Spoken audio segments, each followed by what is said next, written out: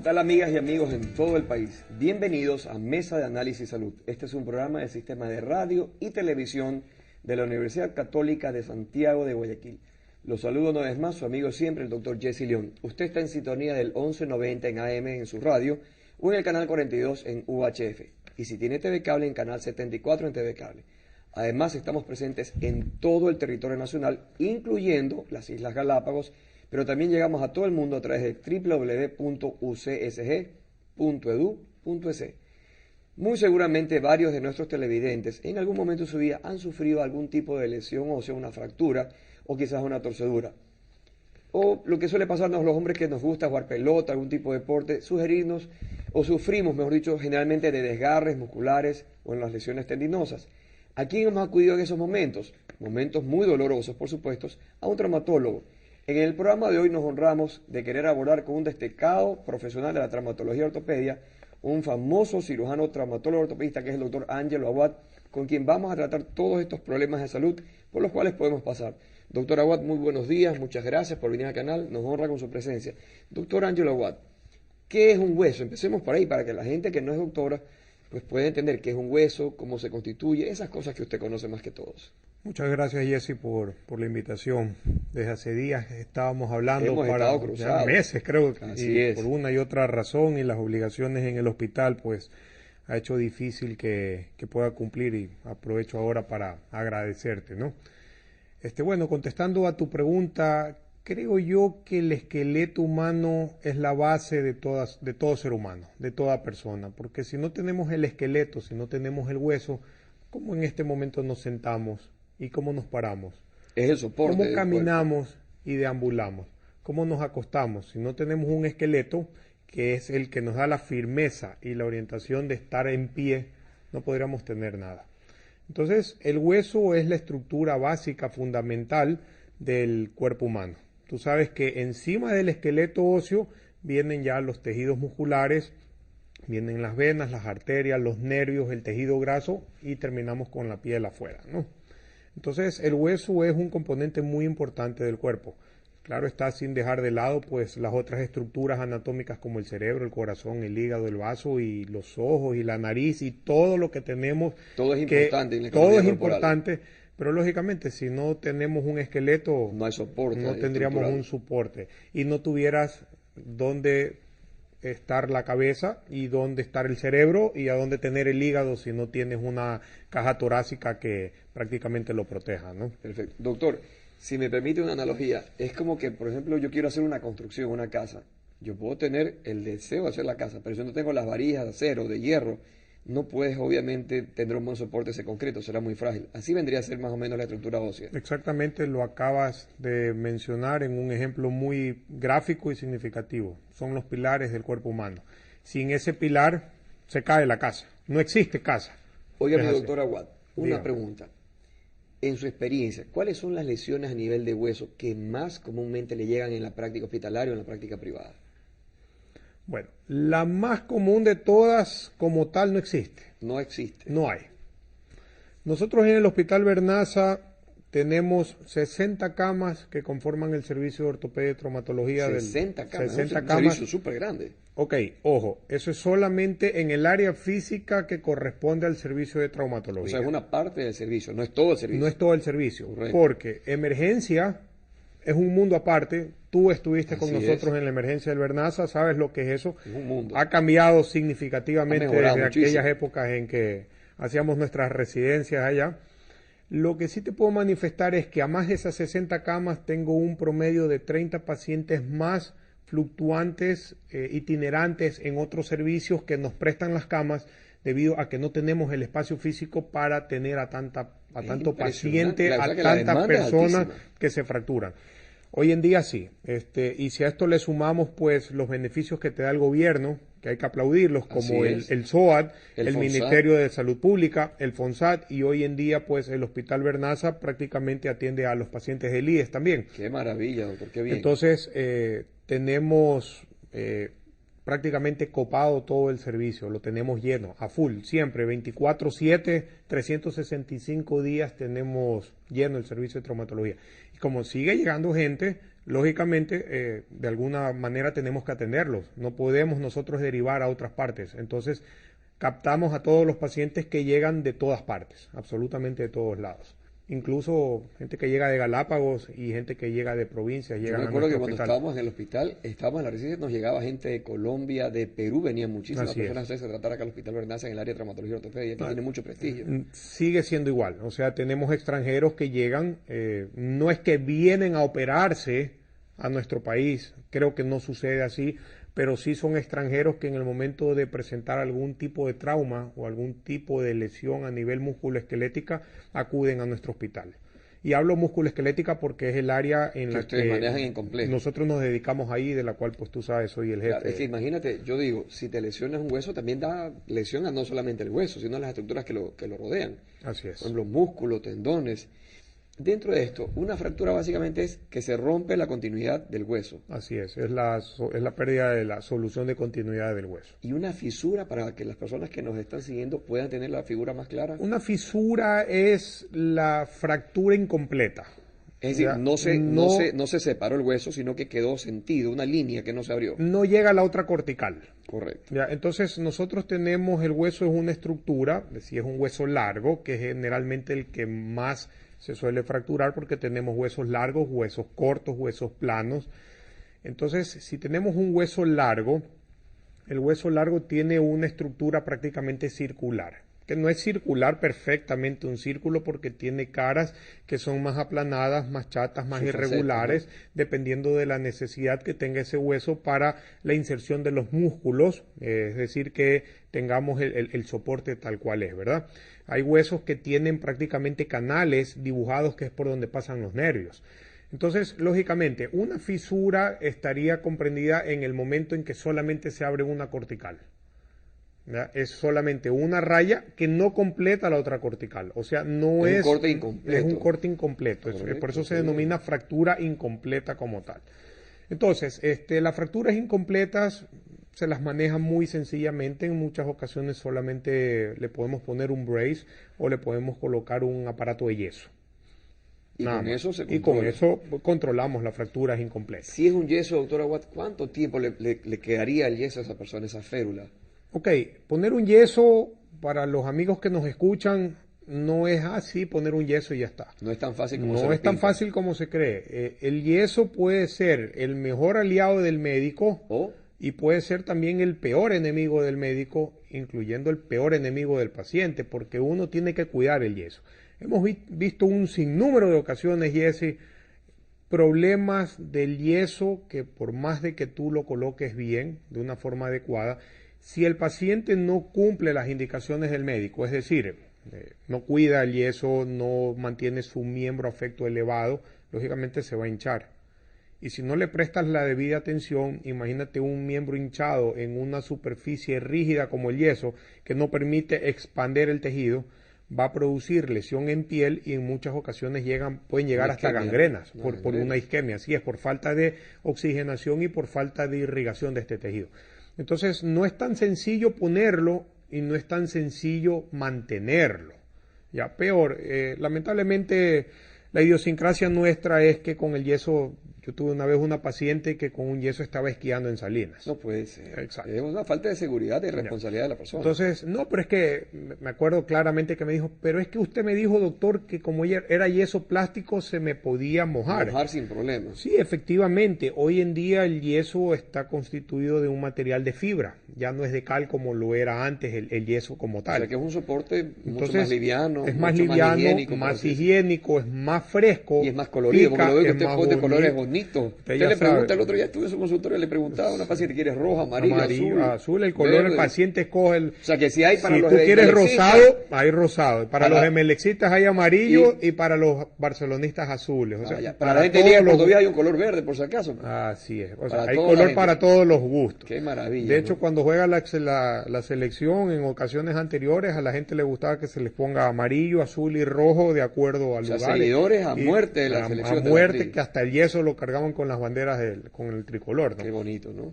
Entonces, el problema, como te decía, es que esta chica se fue a esquiar con su yeso. Y el agua salada generalmente produce maceración de la piel, la lastima, la daña, Así es. macera el tejido. Bueno, te puedes imaginar cuando la vi en la oficina, lamentablemente hubo que hacerle hasta injerto con cirugía plástica porque había perdido parte de la piel por un mal cuidado. Es que ese es el problema. Pero bueno, en tal caso, la fractura incompleta, volviendo al tema, la puedes manejar solamente con un aparato de yeso, sin ningún inconveniente. Y si fuera una fractura ya mucho más completa, que va a tomar ambas corticales, ¿qué usualmente se tiene al momento en el armamentarium del control de ustedes? Bueno, las fracturas completas o ya una fractura como tal es compleja. Tenemos que clasificarlas en dos grandes grupos. La fractura cerrada, que es la buena, y la fractura expuesta, que es la más complicada porque como su nombre lo indica, o sea, una fractura expuesta es cuando el hueso tiene prácticamente exposición al medio ambiente. O sea, se lo puede ver. Puedes ver tranquilamente el hueso. Así es. O el hueso abrió la piel y se volvió a introducir debajo de la piel. Ah, caramba. Entonces, esas fracturas son más complejas en el manejo debido a que en muchas ocasiones la ropa y los contaminantes externos van a permitir que las bacterias ingresen al tejido. Entonces, toda fractura va a generar un sangrado y esas bacterias van a tener el mejor caldo de cultivo, el mejor ambiente para proliferarse, que es ese sangrado dentro. Y eso puede llevar a una gran infección y a veces son infecciones para toda la vida. Entonces, si tenemos fracturas cerradas, las manejamos como tal. El paciente que llega con una fractura en su fémur o en su tibia, sin ningún problema adicional, lo que hacemos es enclavijarlo. Utilizamos, se llaman clavos bloqueados o encerrojados. Hacemos un orificio muy pequeño de 4 o 5 centímetros a nivel de la parte superior del muslo. Hacemos la introducción por dentro del hueso de ese clavo y utilizamos unos tornillos para bloquear, para evitar que hayan movimientos de rotación de esta fractura. O sea, se tutoriza y se fija para evitar complicaciones. Se hace una fijación interna con un clavo, que es lo que se usa hoy en día. Cuando la fractura es expuesta, dependiendo del tiempo de evolución, si es inmediata y lo metes al quirófano inmediatamente al paciente, entonces, lógicamente, haces una muy buena limpieza quirúrgica en la que tú tengas la seguridad que lo que hiciste está bien y haces el enclavijado sin ningún problema y sabes que te va a ir bien. ¿Y el pronóstico en ese caso? Excelente. Ah, qué bueno. El problema es cuando esas fracturas expuestas llegan después de las 6 horas al hospital. ¿Qué pasa en ese caso? En ese caso ya las bacterias prácticamente empezaron a multiplicarse, se proliferaron en una forma impresionante. Entonces eso ya convierte en un potencial paciente con una infección en el lugar de su fractura. Entonces, si ya tienes más de 6 horas y si a esto le agregamos el hecho de que no vengan en las mejores condiciones, continúen con las heridas, con el hueso expuesto, con las heridas abiertas, lógicamente eso va a aumentar ese riesgo. Entonces, en ese momento lo que hacemos es colocar ahí sí un fijador externo. Eso significa poner 3, 2, 5, la cantidad de tornillos externos necesarios con unas barras externas con la finalidad de mantener esa fractura hasta que podamos controlar la infección para después darle un tratamiento definitivo. O sea, eso es mucho más complejo, son más días de hospitalización, son más recursos porque hay que administrar los antibióticos necesarios cuando sospechamos ya de una infección y tenemos la evidencia clínica por los cultivos de que existe la infección. Peor aún, si es que tienes pérdida de piel. Cuando ya hay pérdida de sustancia, es decir, el accidente te llevó a una pérdida completa del tejido, eso va a requerir mucho más tiempo porque tienes que hacer ya injertos de piel y necesitas de la participación del cirujano plástico, del nutricionista, del clínico y del infectólogo. Es decir, es todo un equipo. Es todo un equipo que tiene que manejar exactamente. Una de las complicaciones que puede generar esto, a más de la infección, tú sabes que un paciente con una fractura puede desprender coagulitos de grasa, coagulitos de sangre, que pueden generar embolias a nivel del pulmón, que son graves. Entonces, eso puede complicar también la situación de un paciente. Y ese paciente, por una sencilla fractura, que no es sencilla, pasó a terapia y se quedó en terapia mucho más tiempo por una embolia que hizo. Y el pronóstico es muy malo. El pronóstico hoy en día es un poco más manejable, perdóname el término, pero lo puedes controlar mejor. Pero igual no deja de ser un riesgo y una complicación severa. Hagamos una cosa, ¿qué tal si disminuimos los riesgos de seguir conversando largo y no darle chance a nuestras televidentes que empiecen a llamar a sus amigas, a sus madres, primas, cuñadas, todo el mundo, y que digan, oye, pon canal UCSG de radio y televisión en el 1190 en AM, 74 en TV Cable, y que digan que está en el aire el doctor Angelo Aguad, famoso traumatólogo ortopedista que nos honra en el canal. Ya volvemos después de la primera pausa en Mesa de Análisis Salud.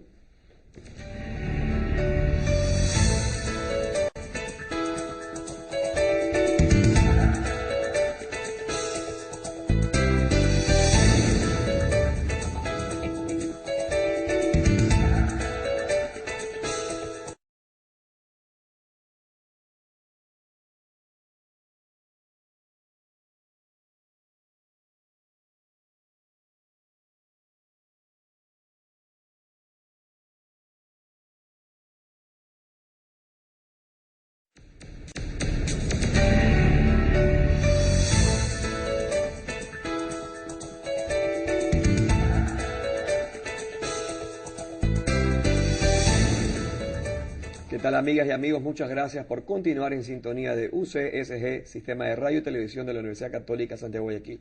Retomamos la entrevista con el doctor Angelo Aguad, famoso traumatólogo ortopedista. Estamos hablando sobre las lesiones osteomusculares, fractura y todo lo demás. Angelo, nos quedamos un poco todavía, digamos, con esa inquietud que estabas mencionando en el segmento anterior. ¿Qué sucede en el caso actual cuando, yo recuerdo cuando era compañero tuyo de la guardia, venían los pacientes que tenían una lesión, una fractura, venían en condiciones realmente que más bien, decías tú, complicaban aún más el pronóstico y manejo? ¿Qué puedes tú explicarnos cómo venían esos pacientes y cómo se maneja ahora el tema? Bueno, las cosas, habíamos mencionado, han cambiado muchísimo, para el bien de la ciudad y para el bien de todos los habitantes de la ciudad.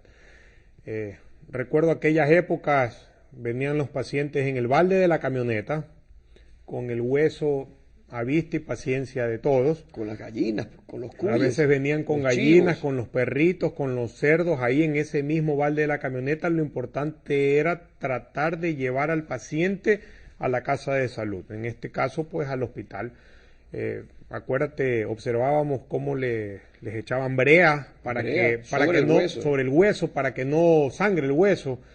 Efectivamente, les echaban gasolina para desinfectar. Tierra y hojas, y cubrían con hojas las heridas. O sea, hoy en día eso ya no se ve, y creo que ese es un gran aporte que los bomberos le hacen a la ciudad. Tenemos muy buenos bomberos en el país, sobre todo en Guayaquil. Sí. Creo también que todas las instituciones públicas y privadas, gracias a la gestión del gobierno, pues tienen sus nuevas ambulancias. Y hay que reconocerlo porque tú ves esas ambulancias, una red de ambulancias muy buenas y bien equipadas en los lugares donde se generan los accidentes.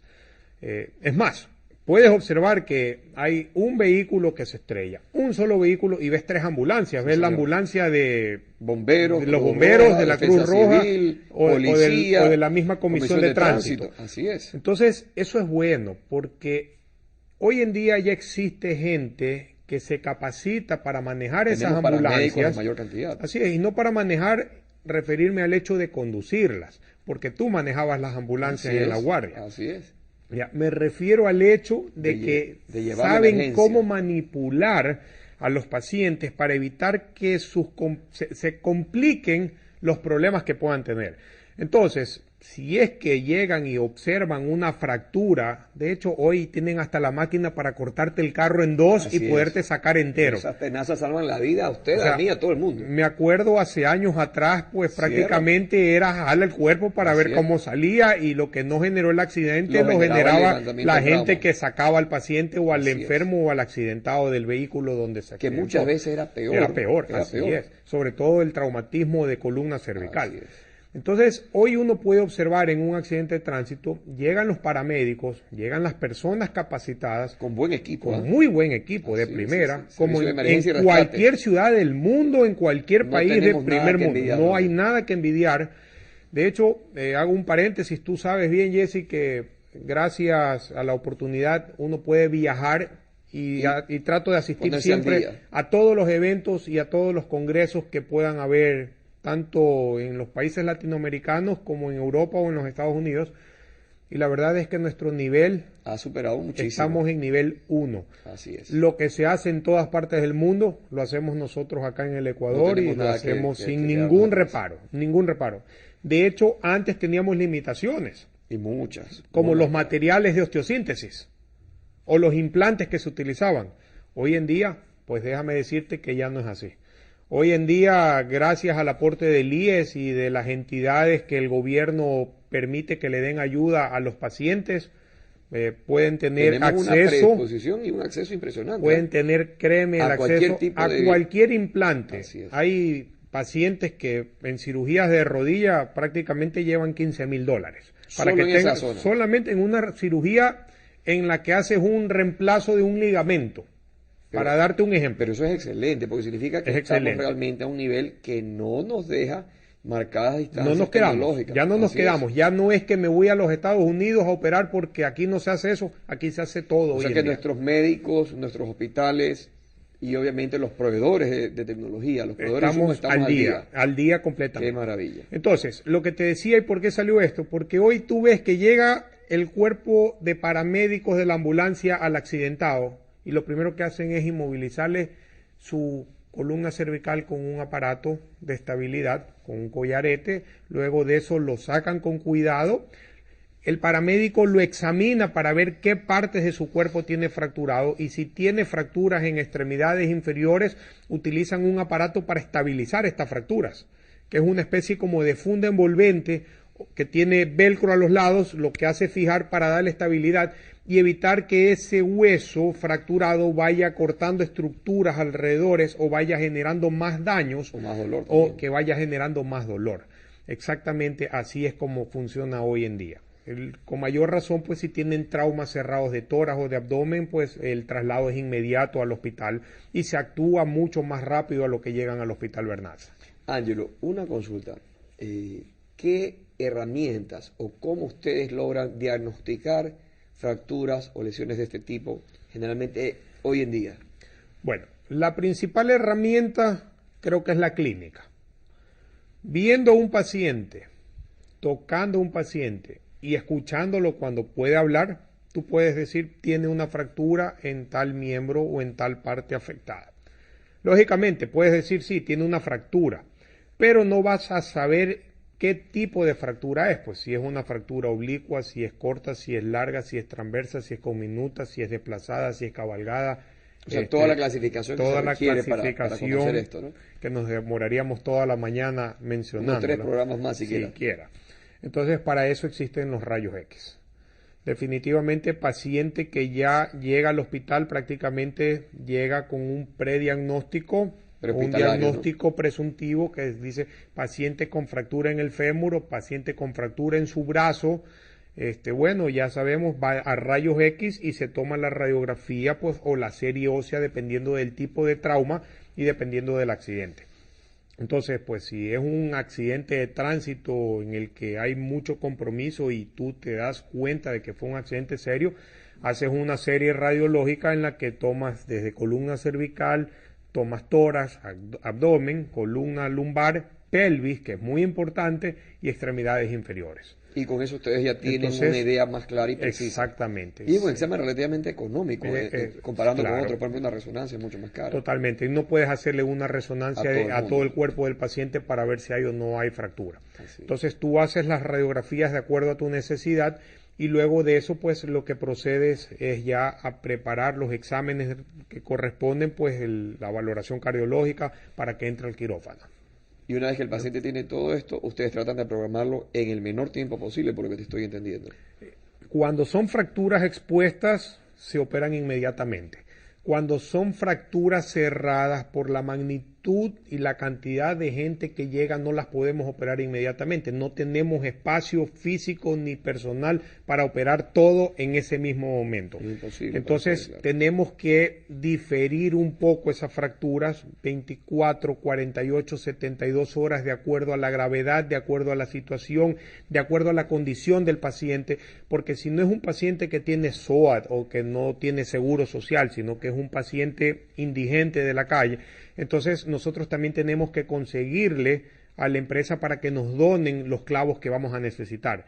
Entonces el hospital hace su labor voluntaria como tal, su cuerpo de personas, de las trabajadoras sociales, hacen lo que tiene que ver con la exoneración de los costos hospitalarios. ¿Verdad? El costo médico y los insumos, tenemos una persona pues que trabaja en el hospital, que es la que dona estos insumos cuando no hay.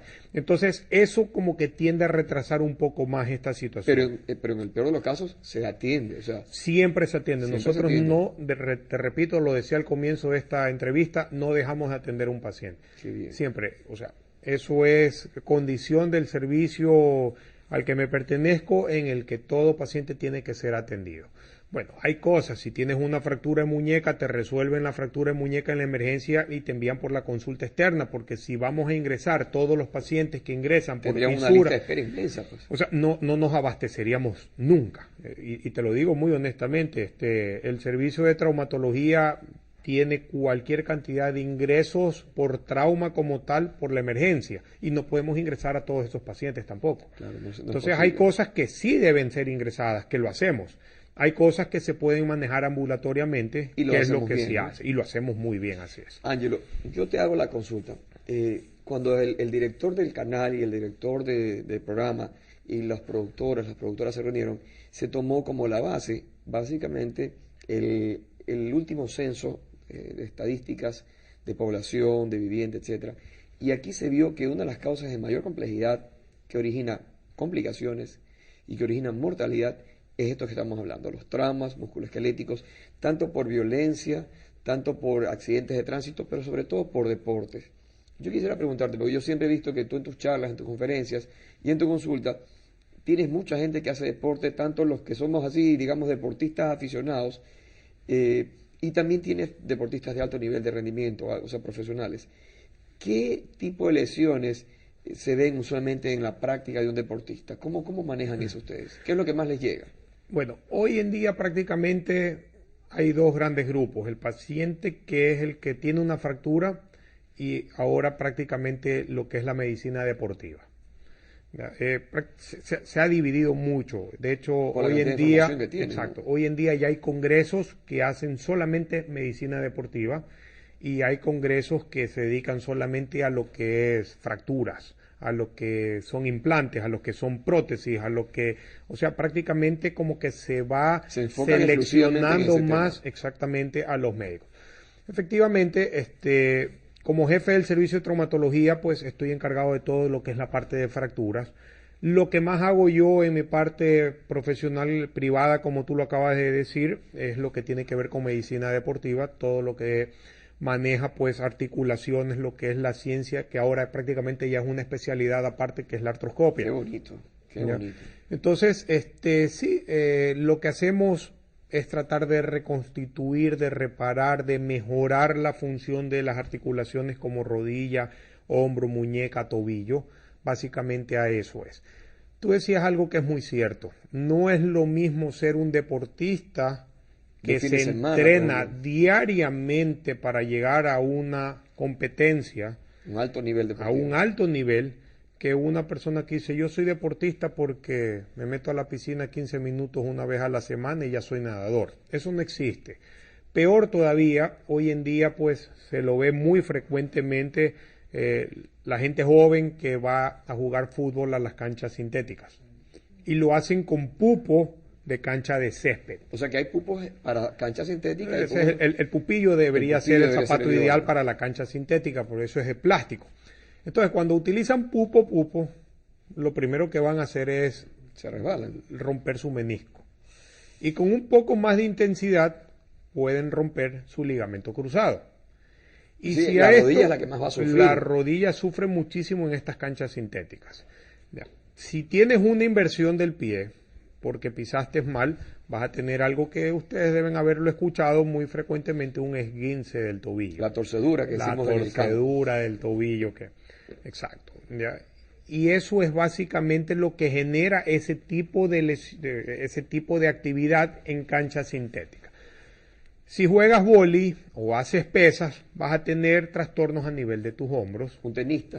Un tenista puede tener el famoso codo de tenista, que la literatura es muy conocido, ¿no? Clásica en esto, y dice que si tú eres un tenista de élite o profesional y tienes un codo de tenista, lo primero que tienes que hacer es cambiar a tu entrenador. ¿Así? Porque estás jugando mal. No has corregido la técnica apropiada. Exactamente. Y eso está comprobado. De hecho, tú cambias la forma de agarrar la raqueta y de hacer la actividad en el momento de jugar y vas a mejorar significativamente. Bueno, pues y de ahí cuando ya no mejoras, vamos a tener ya otro tipo de tratamientos, sean estos pues con analgésicos, con infiltraciones. Angelito, te interrumpo algo. Yo me acuerdo que cuando éramos muchachos, a veces mis amigos en el barrio, fin de semana, en la barriada, me decían, oye flaco, vamos que vamos a hacer un campeonato relámpago aquí. Cerrábamos la calle, pues, muchacho de barrio malcriado, hermano, cerrábamos un lado, el otro, a que venía la policía a darnos la de las orejas, y nos jugábamos pelota.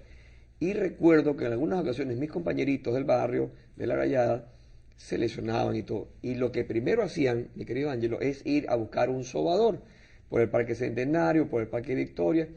Realmente, a nivel académico, a nivel científico, en tu especialidad, ¿es eso correcto? Porque yo creo que no está bien visto por las ciencias médicas. Bueno, ese es un muy buen punto. Yo creo que la sobada es rica, depende de quién te la haga. Por supuesto, pues hermano, no hay que darle vuelta. El problema es que si tienes una lesión, sea esta donde sea, y peor todavía si es una fractura, y le haces una sobada, lo único que vas a hacer es complicar el problema que ya tienes. Te lo explico mejor y para las personas y los amigos que nos están escuchando. Yo tengo una fractura, el sobador trata de acomodarme, porque ese es el término, de acomodar el hueso. Entonces, primero que generalmente los sobadores están en la calle. En segundo lugar, no creo que tienen las facilidades de lavar las manos. En tercer lugar, tampoco de desinfectar la piel a donde tienes la fractura. Es decir, no hay un idóneo área estéril, no hay un lugar de limpieza, no hay higiene. Entonces, nosotros tenemos normalmente bacterias en nuestra piel. ¿Qué es lo que hace el sobador? Con las manos que no se las lavó. En un ambiente no estéril. En un ambiente no estéril. Te va a aplicar linimento o cremas que generalmente son mentoladas. ¿Qué hace el mentol?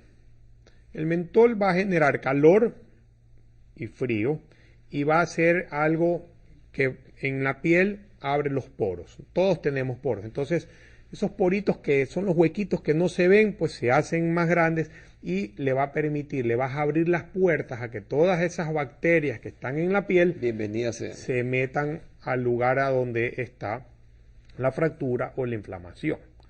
Si a esto le sumas el no lavarse las manos, el no lavar la piel y el tener toda la contaminación del medio, todo va a entrar.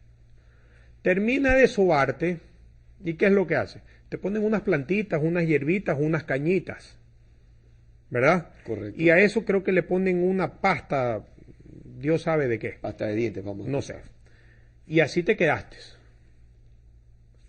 Bueno, el resto es a la imaginación de todos los amigos que nos escuchan. Hagamos una cosa. ¿Qué te parece si dejamos que la gente imagine lo que viene en la tercera parte, en el tercer bloque del programa, en la entrevista con el doctor Ángelo Aguad? Recuerden, amigas que están en sintonía del sistema de radio y televisión de la Universidad Católica de Santiago de Guayaquil, que estamos aniversario, tenemos 50 años de fundación. Pero nos pueden seguir en el canal 42 de UHF o en el 1190 de nuestra radio.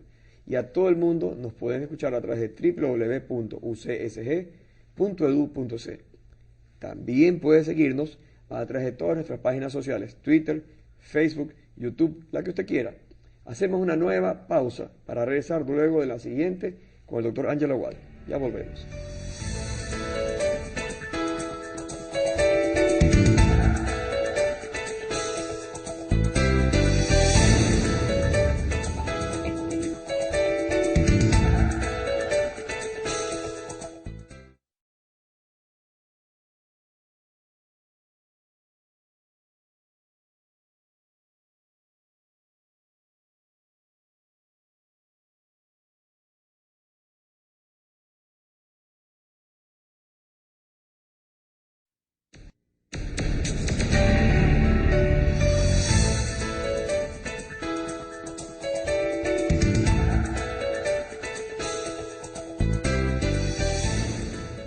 muchas gracias por continuar en sintonía de UCSG Radio y Televisión. El día de hoy tenemos la entrevista con el doctor Angelo Watt. Doctor Angelito, otra pregunta que nos quedamos aquí en el intermedio. Si tenemos una lesión de este tipo, hoy en día yo recuerdo que podemos pensar que hay cirugías mínimamente invasivas. ¿Cómo es eso de la artroscopía? ¿Qué es la artroscopía? ¿Cuándo se usa? ¿Cómo se usa? ¿Puedes comentarnos algo de esto? Por supuesto. Bueno, la artroscopía es un procedimiento que se viene realizando hace muchos años ya. Acá en nuestro medio tiene más de 25, 30 años desde que la vienen haciendo, pues ya los médicos de más trayectoria, de más edad. En los últimos 10 años podría mencionarte que tiene más auge. O sea, hay más médicos que la hacen. Ya, hoy en día prácticamente el médico traumatólogo que no hace artroscopía no está actualizado. No está en nada. La artroscopía es un procedimiento mini invasivo. Es tan parecido, aunque no es igual, como la laparoscopía. Es como que tú me digas, no, te voy a sacar una vesícula abriéndote. Ya eso casi no se ve, pues. Eso ya no se ve. Prácticamente hoy en día ya es un procedimiento que ya no se hace. Quedó para la historia la medicina. Quedó para la historia. Algo parecido es la artroscopía. La artroscopía es introducir una cámara de televisión dentro de la rodilla. ¿Qué tan gruesa es esa cámara? 4 milímetros. Es una cosa muy finita, es del diámetro de un bolígrafo, de una pluma. Muy finito. Muy fino. Eso se introduce a la rodilla por una herida de aproximadamente medio centímetro. Probablemente pueda ser un poco más grandecita dependiendo de si vas a instrumentar o no la rodilla. Haces la introducción de tu artroscopio.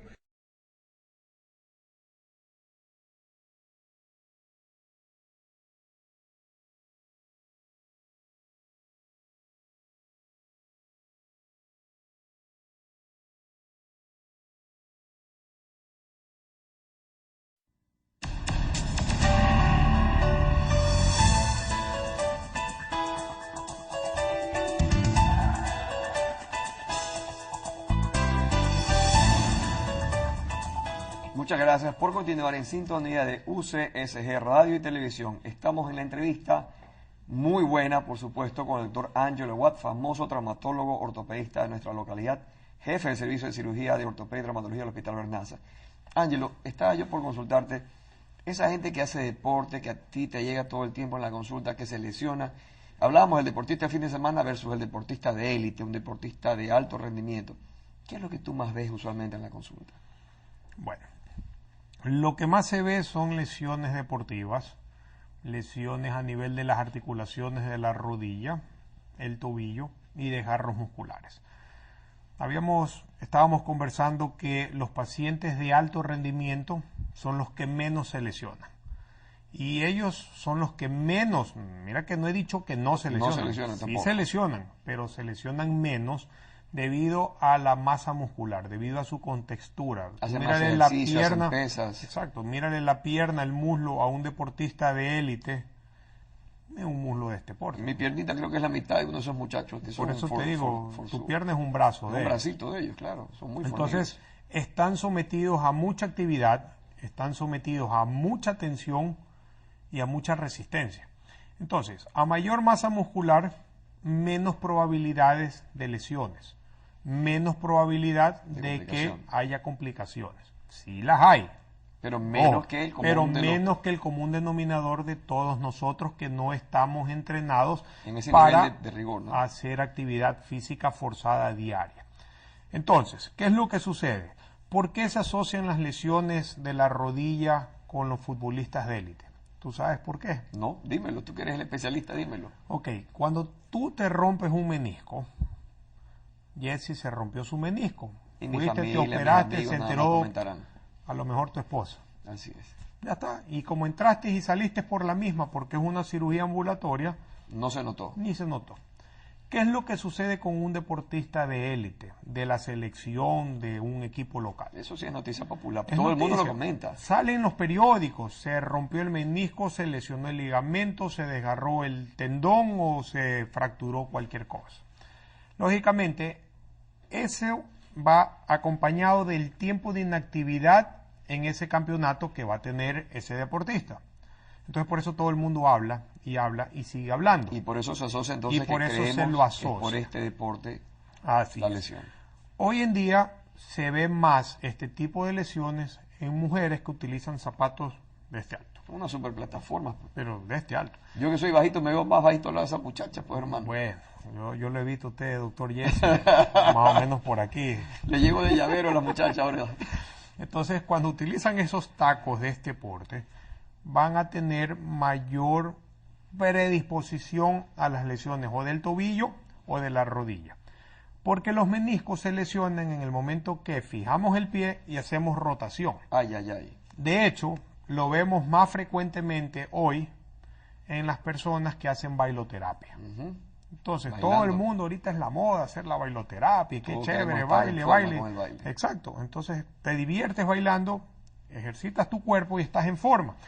Pero también te puedes lesionar tu menisco, te puedes lesionar tu tobillo, puedes romper un ligamento, puedes tener un desgarro muscular, contestando básicamente tu pregunta. O sea, los desgarros son comunes y hoy en día se los puede manejar mucho más fácil porque tenemos la facilidad de la ecografía, que nos permite ver exactamente la magnitud de ese desgarro, de esa lesión muscular, y lo que hacemos es utilizar algo que se llama factores de crecimiento, que es la extracción de tu sangre, prepararla en una centrífuga especial para quedarnos solamente con el plasma, que es rico en plaquetas.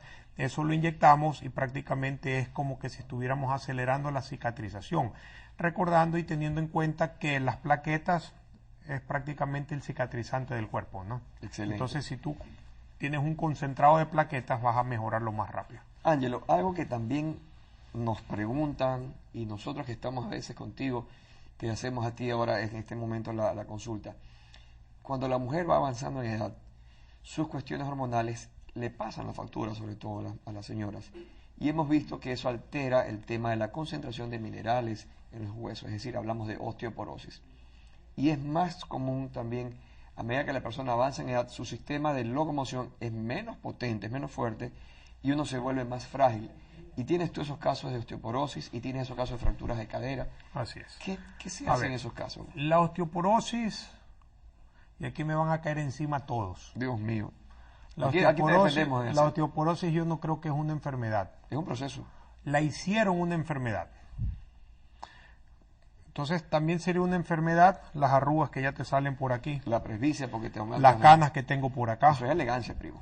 O sea, ¿sí me explico? Claro que sí. El envejecimiento natural del hueso se llama osteoporosis. El corazón también se te envejece. Todos se Y envejecen. el cerebro también. Y tú te das cuenta de que conforme vas pasando en tiempo, antes subías las escaleras 10 veces al día y estabas bien. Ahora subes el primer piso y ya estás cansado. Y no es lo mismo. Y entonces uno se va desgastando. Igual el cerebro, igual la vista. No escuchamos igual que como escuchábamos hace 10 años atrás, que escuchábamos de aquí hasta allá lo que conversan las chicas. Claro, ¿no? las Pero, chicas nos estaban templando el poncho, dice mi suegra. ya. Entonces, igual sucede con el hueso. Esa desmineralización natural del hueso se llama osteoporosis. Entonces, ¿qué es lo que sucede? Hay un sinnúmero de medicinas hoy en día que se las sintetizaron para tratar de captar el calcio y evitar que el hueso se siga desmineralizando. Entonces disminuye ese riesgo de osteoporosis, lo cual es muy bueno. Es muy bueno, yo no digo que no, porque eso ha disminuido la incidencia de fracturas en caderas en las personas mayores, como tú lo decías. Sí hay, y hay mucho todavía. Tenemos mucho todavía. Pero sí creo que hay menos incidencia en fracturas de cadera. Lo digo porque hace unos 8 años, 10 años atrás, había bastantes personas que tenían fracturas de cadera. Y eso es una complicación Hoy en severa. día, lo vemos menos, sí hay, Afortunadamente. pero lo vemos menos. ¿Ya? Es así. O sea, a Dios gracias, es Ah, bueno. Dios gracias. Bueno, yo creo, Ángelo, que tenemos muchísimas más preguntas y que sea este el motivo, pues hermano, vea, primo lindo, para que usted no me diga que esta fue la primera y última que fue debut y despedida, sino que sea la primera de muchas otras visitas aquí, a que usted nos honre con su presencia aquí en el sede, en el canal de UCSG. ¿Qué te parece, Ángelo, si me aceptas aquí en público que nos vas a venir nuevamente y demos de repente un preámbulo indicando que no debemos sobarnos, no debemos echarnos ningún tipo de tierra ni elementos, sino buscar enseguida el sistema 911, el sistema de auxilio inmediato, buscar el centro de salud, la casa de salud con un centro de traumatología y ortopedia bien definido, bien preparado, y obviamente permitir que nuestros especialistas hagan y cumplan a cabalidad su función.